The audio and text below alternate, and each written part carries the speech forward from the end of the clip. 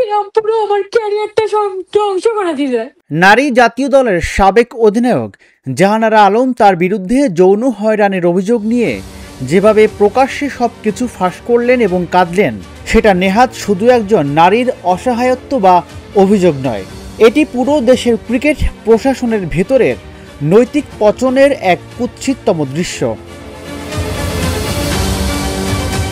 এই অভিযোগ বাংলাদেশের গোটা ক্রীড়া প্রশাসনের নৈতিকতার ভিত্তিকেই প্রশ্নের মুখে দাঁড় করিয়েছে।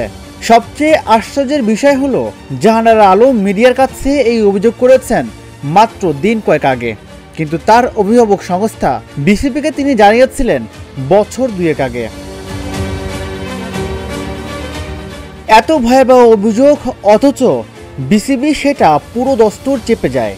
অনুশীলনে, ম্যাচ চলাকালে, পুরস্কার মঞ্চে, বিভিন্ন স্থানে কোচ, ম্যানেজার ও মিডিয়া উইংয়ে দায়িত্বে থাকা কর্তা ব্যক্তিদের নাম উল্লেখ করে তিনি বিসিবির প্রধান নির্বাহী নিজামুদ্দিন চৌধুরী সুজনের কাছে লিখিত জানান।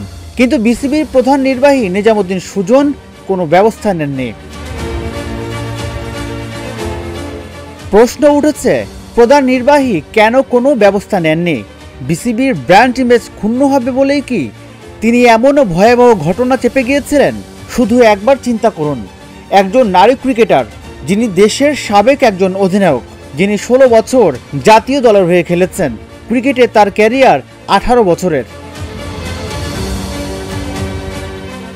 বিসিবি কি এখন তাহলে পোটেনশিয়াল রেপিস্টদের আবাস? এই লজ্জার দায় থেকে মুক্তি পেতে বিসিবির সামনে এখন একটাই উপায়, নীরবতার দেয়াল ভেঙে ফেলা। এই অপরাধের সঙ্গে সমান অসমান সামান্য বেশি জড়িত তাদের প্রত্যেকের মুখোশ খুলে দেওয়া, প্রয়োজন স্বচ্ছ তদন্ত, অভিযুক্তদের তাৎক্ষণিকভাবে বরখাস্ত ও কঠোর জবাবদিহিতায় নিয়ে আসা।